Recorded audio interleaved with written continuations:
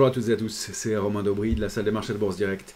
Pour notre brief et analyse graphique du jeudi, nous sommes le 21 décembre, il est 16h47. Ce sera notre dernier brief, en tout cas, enfin non, pas le dernier, mais il n'y en aura pas lundi, puisque lundi et mardi, les marchés parisiens et allemands notamment sont fermés. Ils seront fermés lundi sur toutes les places, et mardi, ce sera ouvert à Wall Street en revanche. Donc fermé lundi, mardi à Paris, fermé uniquement lundi à Wall Street. Donc pas de vidéo lundi, j'essaierai de faire une vidéo dès mercredi prochain pour faire le suivi d'une possible consolidation qui se met en place. Merci à toutes et à tous pour vos likes, vos retweets, vos partages. Comme toujours, pensez à vous abonner à la chaîne Bourse Direct YouTube et puis à nos comptes Twitter respectifs. Vous êtes sur nos comptes de plus en plus nombreux et c'est super. Et donc pensez toujours à liker, à mettre la petite cloche de notification pour voir les vidéos de la chaîne YouTube, et puis à en parler autour de vous si vous voulez du suivi de marché, qu'on soit de plus en plus disponible pour ça.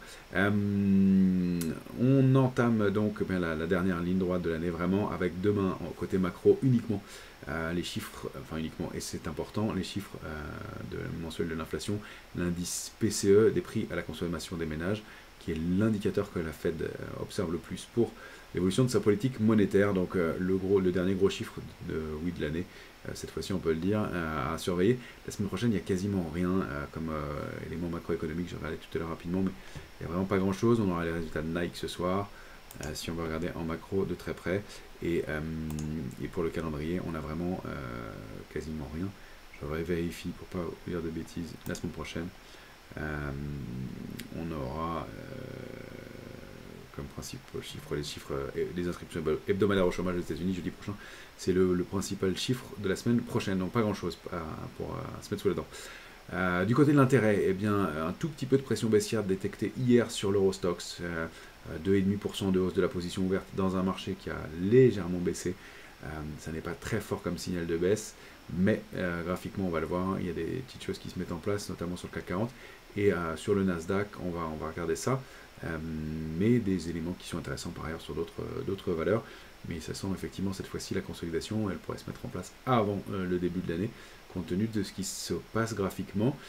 Du côté de des couvertures dans les portefeuilles, on a toujours beaucoup d'optimisme.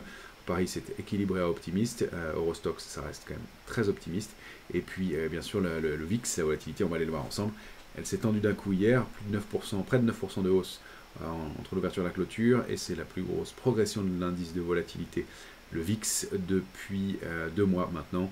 Donc un petit coup d'arrêt peut-être à prévoir sur les différents indices.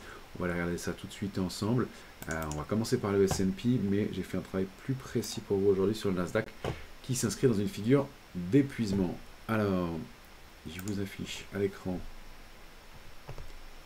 le S&P 500 en journalier. C'est l'indice S&P 500 journalier. Vous voyez la bougie d'hier soir qui est vraiment pas terrible. Donc invalidation, gros contre-pied contre le plus haut historique, 4000, la résistance historique, c'est pas le plus haut historique, mais c'est la résistance qu'on avait fixée ensemble, 4778, vous vous souvenez, les semaines précédentes, les jours précédents, et bien plus haut hier soir, 4778,01, marché parfaitement technique, il y a peu d'opérateurs, et ça favorise un marché technique. Donc on peut toujours envisager des progressions au-delà de 4778, 4839, ça semble un peu compromis à court terme. Encore une fois, cette grosse bougie n'est pas de très bonne augure. On a donc un niveau de résistance qui se situe à 4740, tout petit peu au-delà, manifestement, on a été chercher un peu au-dessus. Voilà, c'est ça, 4743. Si on déborde 4743, on peut réactiver la dynamique haussière. Un indice est toujours capable, dans ces périodes de marché creux, de donner un dernier coup de rein, d'aller chercher 4778. Honnêtement, j'y crois pas trop, compte tenu de ce qu'on a vu hier soir. C'est quand même une vraie invalidation, un vrai contre-pied, et tout ça sur fond de discours des banquiers centraux. Pardon, j'ai oublié d'évoquer ces éléments-là. Donc discours de banquiers centraux aux États-Unis, les membres de la Fed aux États-Unis, qui ont bien annoncé que la baisse des taux n'était pas au cœur de leurs préoccupations pour l'instant, même si ça a été largement pricé par le marché. On sait que donc, le marché a plutôt pressé 6 baisses de taux l'année prochaine, 150 points de baisse de taux. Les banquiers centraux et la Fed, les membres de la Fed n'ont pas indiqué ces éléments-là pour l'instant. Donc prudence, et on sent que les banquiers centraux veulent refroidir un peu la machine et les opérateurs. Et c'est la même chose ce matin. Windows, donc le vice-président de la Banque Centrale Européenne, a lui indiqué que, pareil, ça n'était pas au centre de leurs préoccupations dans l'immédiat. Donc attention à des marchés qui ont surpayé un peu des éléments pour lesquels il n'y a pas de certitude encore, et des progressions importantes. Je rappelle que le Nasdaq a progressé de plus de 61% depuis ses points bas d'octobre 2022, donc c'est un parcours qui peut se poursuivre, mais le rebond récent va demander probablement une petite consolidation, et ça se précise. Voilà, donc sur le S&P, première alerte, retour sous 4719, et si on rompt les points bas d'hier, eh bien donc 4698, c'est consolidation à 4677, pourquoi pas la zone 4603, 4632 en mire, avec en dessous de 4603 le comblement de ce gros gap qu'on avait laissé ouvert dans le courant du mois de novembre, mi-novembre, le mardi 14 novembre. Je vais vous montrer tout de suite le Nasdaq sur lequel, là, on a une figure d'épuisement qui s'est mise en place, un biseau. Voilà, c'est plus lisible, plus propre sur le Nasdaq. Donc ce trou derrière, on a bien buté sur la borne haute du biseau qui était formée par les points hauts ici, 1, 2, 3 et 4e point haut ici. Donc cette oblique a bien servi de rempart et de résistance pour les opérateurs. Et puis ensuite, donc cette grosse bougie baissière, pas avec des volumes énormes, encore une fois, hein, c'est plus une idée de consolidation. Et puis là, on a cette bougie de toupie. Alors le biseau serait déclenché aujourd'hui à la rupture de 16 624, c'est notre gros niveau de support qu'on avait indiqué depuis longtemps. Si on passe en dessous, on a un dernier support intermédiaire à 16 554. Mais ensuite, c'est probablement le biseau qui sera déclenché avec comme pied du biseau cette bougie, donc la clôture de la bougie du 6 décembre, c'est 15 788. Ça ferait donc bien 5-6% de consolidation sur le Nasdaq, encore une fois, après un parcours haussier fort. Donc ce serait bien légitime, voilà, 5,5%, 5,21% par rapport au cours actuel. Donc rien de bien inquiétant, ce serait plutôt normal pour retrouver des points d'entrée. Et on sera d'ailleurs juste au-delà du gros gap qu'on avait laissé ouvert de la même façon le 14 novembre dernier, qu'on avait commencé à combler le 4 décembre, qu'on n'est pas parvenu à combler en totalité. Donc retour sous 15 696. Là, on irait probablement combler ce gap avec un niveau de support qui est situé entre 15 557 et juste en dessous 15 528. Donc voilà, pas déclenché encore cette figure d'épuisement. Si on se réinstalle au-delà de 16 764 sur plusieurs clôtures, on peut réaccélérer, sortir du biseau par le haut. C'est quand même une structure d'épuisement, ça veut dire qu'on pourrait faire un contre-pied et aller chercher des extensions dans ce cas-là, mais on n'a pas vraiment le momentum pour le faire. Alors on peut détecter les extensions, ça va être le trading range actuel, dupliqué par le haut, un tout petit peu plus haut que ça, voilà. Et donc là on aurait comme extension possible des niveaux à 16 958. 1958 serait la cible, 960 serait la cible idéale de la prolongation haussière et de fausse sortie de biseau, avec probablement ensuite la consolidation qui se mettra en place dans ce cas-là plutôt en début d'année. Alors c'est un mouvement lent qui se met en place, voilà, on voit ce contre-pied, puisque aujourd'hui ce que payent les opérateurs manifestement, c'est en ce début d'après-midi à Paris et début de séance aux États-Unis, les chiffres du PIB américain qui sont ressortis moins bons qu'attendu, 4,9% contre 5,2% attendu. La moindre surchauffe de l'économie américaine est interprétée comme un signe positif pour les opérateurs pour l'instant. Attention à ce qu'on ne change pas de façon de lire les mauvaises nouvelles, entre guillemets, par la suite. Pour l'instant, bad news is good news du côté économique, toujours pour les mêmes raisons. Donc, d'anticipation, d'assouplissement de la politique monétaire. Pour l'instant, on n'a rien déclenché, donc entre 16 624 et 16 764. Si on va regarder la volatilité, il y a eu un petit pic de stress hier, assez marqué. Hein. On n'a pas connu de hausse comme ça. Là, on est en journalier sur l'indice VIX, donc indice de stress du S&P 500. On est sorti de cette structure de consolidation. La cible idéale, c'était le biseau, c'est ici, c'est pour l'instant 14,31, on n'en est pas loin, 14,32. On n'est pas très loin, ceci dit, on a rebondi sur le bas de la zone 12, 10, 15, 40. Donc on a des chances d'aller chercher la borne haute maintenant, d'autant plus qu'on attaque toute cette zone de résistance à l'intérieur de la zone de complaisance qu'on avait indiqué comme zone de complaisance. Donc on a déjà débordé des niveaux, on est voilà, au-delà de ces résistances actuelles.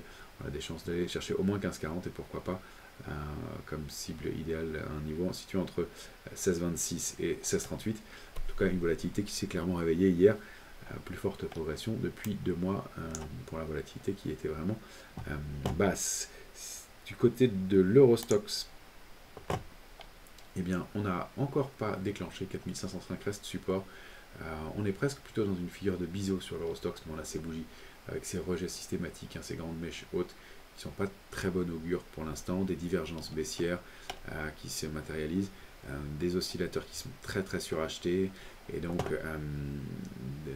pareil, un schéma de consolidation possible encore une fois, c'est pas avéré, mais un marché très technique, on bute contre 4570, on vient chercher 4505, donc sous 505, c'est très probablement ce niveau de support, et on pourra même aller ajuster à 4458 qui sera le prochain niveau, et ensuite c'est la borne basse du range actuel dont on n'arrive pas à aller chercher la borne haute à 4627 pour l'instant, sous 4411 à l'ère de court terme, c'est pas terrible, on retournerait chercher 4320 probablement. Alors il y a des intermédiaires bien sûr, mais les majeurs sont ici pour l'Eurostoxx. Du côté du futur CAC 40, on va le regarder en 14 heures. Là on a indiqué dès hier une compression. Les oscillateurs se détendaient depuis quelques jours, on ne faisait pas grand chose, on était bloqué entre 7565 et 7644, et puis on a eu ce triangle symétrique qui s'est matérialisé hier. On aurait pu y voir une épaule tête-épaule aussi, épaule tête-épaule. Pour l'instant, en tout cas, quelle que soit la figure, on en est sorti plutôt par le bas.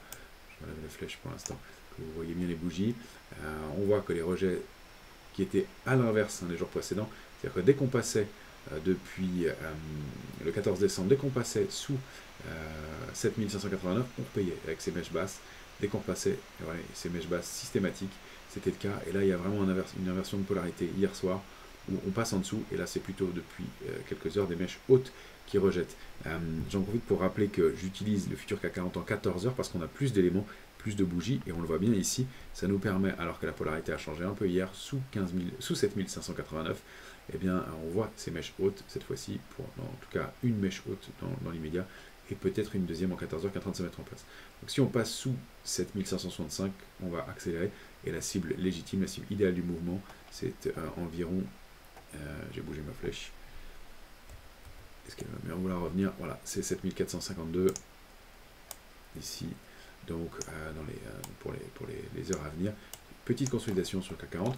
Notre alerte de court terme, on rappelle qu'on l'a remonté à 7399, donc qui est la médiane du large trading range au sein duquel on évolue depuis quelques jours maintenant, et qu'on a bien réintégré, au sein duquel on avait évolué tout l'été, qui est donc 7198 en bas et 7589 en haut. Pardon, j'ai pas mal de niveaux d'essai, mais quand on passe pas mal de temps dans les mêmes zones, ça donne ça. Voilà, donc petit triangle symétrique sorti par le bas pour l'instant, avec encore une fois des chances d'aller chercher 7452. Et si la consolidation peut plus marquer sur les indices américains, de bonnes chances d'aller chercher cette médiane 7399 à l'heure de court terme, rien de méchant en dessous. On a aussi à surveiller la borne basse du canal haussier, qu'on a tenté de déborder par le haut et qu'on intègre, on est pour l'instant au milieu. Donc ce niveau intermédiaire servira aussi probablement de support. Ça donne pour la dernière séance de la semaine 7540. Donc le marché peut s'arrêter dessus aussi. C'est assez lent en ce moment, notamment à Paris. Je vais vous montrer quelques valeurs. Il y a pas mal de choses à regarder de ce côté-là. On va regarder voilà, des figures d'épuisement sur quelques valeurs. Alors, juste un suivi rapide sur des valeurs qu'on avait regardées ensemble déjà plusieurs fois. Capgemini, pardon, c'est le CAC 40 cash. Capgemini en journalier cette fois-ci. Capgemini, voilà, 193, on rappelle, la configuration était positive, on peut même se mettre en hebdomadaire, ce sera plus lisible. La configuration sur Capgemini en hebdomadaire, vous l'avez à l'écran, avec donc un titre qui avait consolidé 2 ans, qui était sorti de la consolidation, qui a accéléré, qui est allé chercher sa première résistance à 193,40 et qui consolide depuis, probablement avec un retour en direction de 185,75, voire peut-être un peu plus bas. On va avoir ce niveau intermédiaire, cette zone intermédiaire qui va être intéressante, 182,05, et pourquoi pas aller former son throwback sur la borne basse, la borne haute du triangle. On rappelle que la cible de la sortie de ce triangle, la cible légitime, elle est située à 222, donc il n'y a pas du tout de remise en cause de tendance. Tant qu'on est au-dessus de 179, en dessous ce ne serait pas terrible, on invaliderait le mouvement avec un risque de retour au moins vers la médiane du triangle, l'apex du triangle, la médiane, aux alentours de 170,70 et 167,50 comme dernier support avant un retournement de tendance probable. On n'en est pas là. Je vais vous montrer Vinci qui a le même genre de configuration. Enfin, pas de configuration, mais d'épuisement. Vous voyez, cette toupie, cette bougie contre une résistance majeure à 115,40. Mais Vinci, elle est sortie d'un triangle qu'on avait évoqué depuis plusieurs semaines.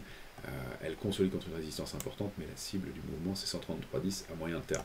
Maintenant, on voit que la progression de court terme a été un peu brutale. On va devoir la digérer. Alors, est-ce qu'on va s'arrêter à 111,60 ou à 107? Ça va être dans cette zone-là, probablement, on va se faire la consolidation, peut-être sur le niveau intermédiaire à 109,32. On essaiera de retrouver des points d'entrée à ce moment-là, mais pour l'instant, on n'est pas pressé d'aller payer ce marché. Téléperformance donne des signaux intéressants aussi aujourd'hui de recovery. Il a un titre bien en retard. Donc un titre qui est dans un biseau baissier énorme, dont le pied est ici, la zone du pied, donc entre 256 et 262.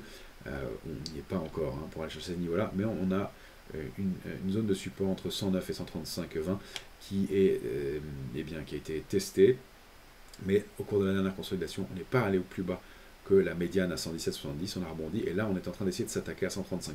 Donc une configuration positive, avec, on peut aussi essayer de le voir comme ça, une épaule tête épaule inversée, qui est assez importante, et qui est intéressante, puisque dans l'épaule droite, les volumes s'étoffent, donc quelque chose d'intéressant. Donc peut-être déborder ce niveau de 141,20 pour aller valider cette structure, et dans ces cas-là, on aura une cible que je vais mesurer dès maintenant avec vous. Première cible, première résistance légitime pour le titre, située selon le moment de la sortie. Si on considère que c'est dans le cours de la semaine prochaine ou un petit peu après, puisqu'on attend une consolidation, un niveau de résistance à 180,80, comme par hasard. C'est exactement la clôture que vous avez ici de la bougie rouge du mois d'avril dernier. Donc un niveau majeur pour le titre. Et une première cible importante, ça fait un beau ratio risque-rendement, sachant qu'on n'insisterait pas déjà sous 117,70, et puis invalidation de la figure bien sûr, sous ce niveau-là. Eurofins scientifique aussi est intéressante. Elle semble se retourner aussi. Elle aussi, elle a formé une figure de retournement en épaule tête épaule. Elle est plus petite, elle est visible en journalier, et elle a déjà débordé la ligne de coup. Je vous la positionne en journalier. C'est ici, alors j'ai d'autres traits. Là, je vais supprimer. Ça, c'est le canal baissier de long terme. Je peux l'enlever pour l'instant. Je vais vous le remontrer quand même en dézoomant avant d'aller voir l'épaule tête-épaule. Voilà, enfin, elle baissait très nettement. Et là, en mensuel, elle est en train de déborder cette oblique baissière sous laquelle elle évolue depuis très longtemps. Elle a défendu un niveau de support majeur, notamment à 47,80. Et cette zone de support située un peu autour aux alentours de 50. On voit que c'est un niveau majeur pour le titre qui avait consolidé sous ce niveau-là avant de 2017 à 2020 avant de le déborder. Donc accélération haussière avec des volumes pareils qui sont intéressants. Il se passe des choses sur le titre, et donc si on réussit, pour l'instant on a débordé la ligne de coup de cette structure de retournement haussière en épaule tête épaule inversée, petite épaule, grosse tête et puis du volume qui vient accompagner cette extension.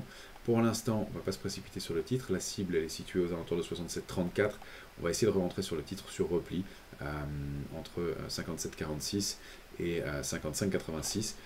Des niveaux intéressants pour aller chercher cette cible. On sortira de la stratégie si on repasse sous 54, puisqu'on invaliderait, on repasserait sous l'épaule. Là, le ratio risque-rendement est intéressant, même si on va essayer d'optimiser les prix de revient dans ce contexte où on attend une consolidation. Je voulais vous montrer Piscine des Joyaux qu'on avait évoqué sur les réseaux il y a quelques jours, qui a l'air de confirmer sa sortie haussière. Clairement, donc on va se mettre en mensuel ici. Piscine des Joyaux. Est-ce que c'était un hebdomadaire? Oui, c'était un hebdomadaire, c'est plus visible. Voilà, elle butait sous cette oblique baissière qui a été très propre, très travaillée par le marché. On a rebuté dessus il y a quelques jours, la semaine dernière, et donc un niveau qui a été bien testé, et puis on accélère après la publication, qui a été pas très bien accueilli sur le moment, mais comme souvent, contre-pied. Et donc là, quand on se positionne en journalier, je vais supprimer quelques traits pour que ce soit plus lisible. Et on a toutes des zones et des niveaux très propres sur le titre, donc c'est intéressant à travailler. Et donc on est sorti de cette zone de congestion. Et la cible idéale se situe donc, je vais remettre en de manière, c'était plus lisible, entre 17,75 et 18,75. Donc il y a encore un petit peu de potentiel de hausse. Le timing et le ratio risque-rendement ne sont plus parfaits, mais c'est-à-dire que sur les small et mid caps, il se passe des choses et qu'il y a des configurations positives. J'en ai repéré une autre qui est un peu plus sportive, mais dans le transport, dans le fret, c'est pas mal. C'est Twax. Quand on regarde l'hebdomadaire, il y a peut-être une tas séance qui se met en place.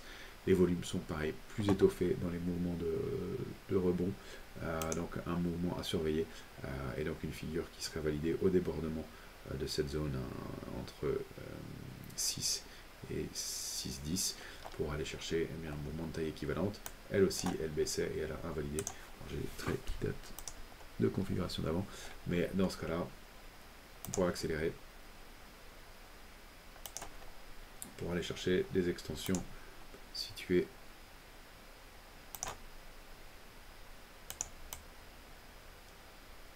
en direction des 8 et quelques, pardon, je le fais en même temps avec vous, en direction de 8,12 au moins.